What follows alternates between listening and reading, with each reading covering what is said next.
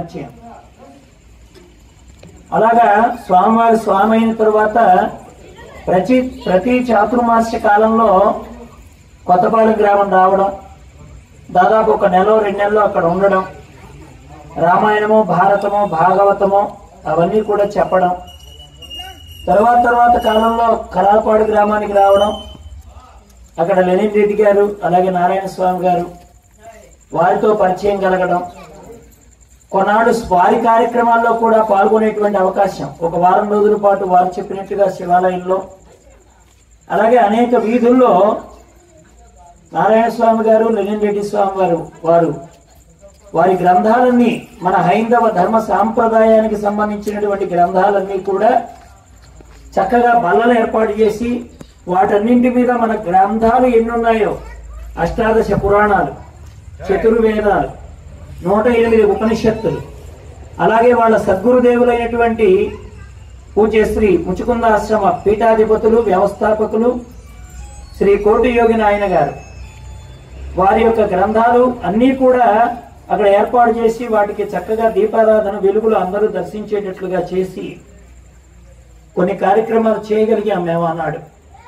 తర్వాత వారు శివాలయంలో 1 వారం రోజుల పాటు కార్యక్రమాలు పెట్టుకోవడం, తర్వాత వారు నిర్వహించినటువంటి కృష్ణాష్టమి కార్యక్రమాలు, అలాగే లెనిన్ గారు నిర్వహించేటువంటి వైశాఖ పౌర్ణిమ, బుద్ధ పౌర్ణిమ, సద్గురుదేవులు బుద్ధుడి యొక్క జయంతి ఉత్సవాలు ఆ రోజులు జరగడం, అలా చాలా కార్యక్రమాల్లో కరాలపాడుతో నాకు అనుబంధం ఉంది.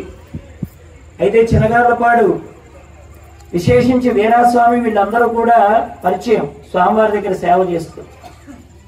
కాబట్టి అలాగా ఇంతమంది భాగవతోత్తముల వారి యొక్క కోరిక మేరకు ఈ రోజున మీ గ్రామం రావడం జరిగింది. వాస్తవానికి ఖాళీ అయితే లేదు.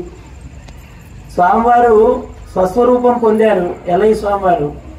ఆ రోజు కూడా నేను రాలేకపోయాను. దాదాపు 33 రోజుల పాటు భాగవతం చెప్తూ భీమవరం గ్రామంలో ఉండిపోయాను. అక్కడ 33 రోజుల పాటు భాగవత ప్రవచనాలు జరిగాయి. అందువల్ల అక్కడ రాలేకపోయాను. సరే, ఈనాడు భగవంతుడి అవకాశాన్ని ఇచ్చాడు. అయితే ఇది వ్యక్తి పరిచయం కాదు గనక సభాముఖంగా నేనేమిటో మీకు పరిచయం చేసుకోవడానికి చెప్పినటువంటి విషయాలుగా భావన చేసి ఇప్పుడు అసలు విషయంలోకి వెళ్ళేటువంటి ప్రయత్నం చేద్దాం.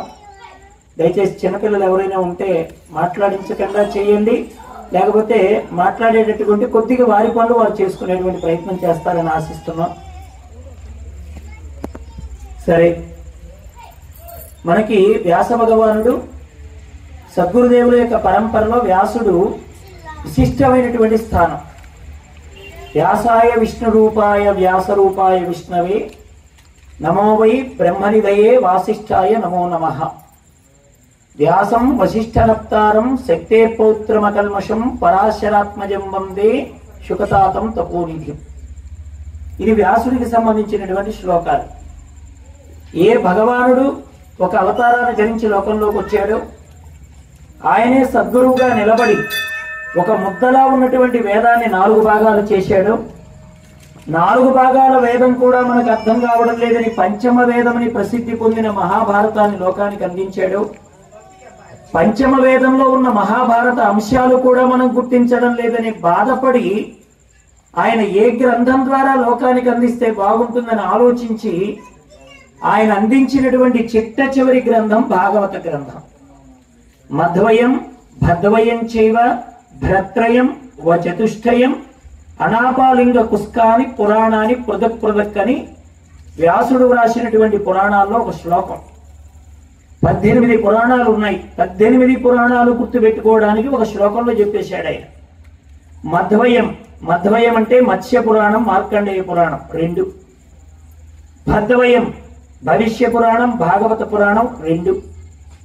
భరత్రయం బ్రహ్మ, బ్రహ్మాండ, బ్రహ్మవైవర్త 3 పురాణాలు. వా చతుష్టయం వా పేరుతో 4 పురాణాలు.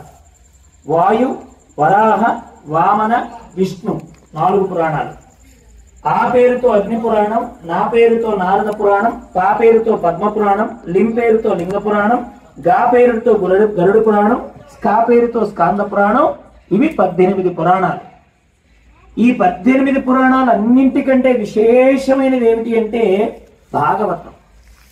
సదాసేవ్య శ్రీమద్ భాగవతం కథ యస్య శ్రవణ మాత్రేణ హరిచిత్తం సమాశ్రయేత్. ఇది భాగవతంలో ఒక శ్లోకం. ఏమిటి భాగవతాన్ని వింటే వచ్చేటువంటి పుణ్యం అంటే సదాసేవ్య సదాసేవ్య, నిరంతరం సేవిస్తూనే ఉండండి భాగవతాన్ని. నిరంతరం సేవించడం అంటే అర్థం ఏమిటి?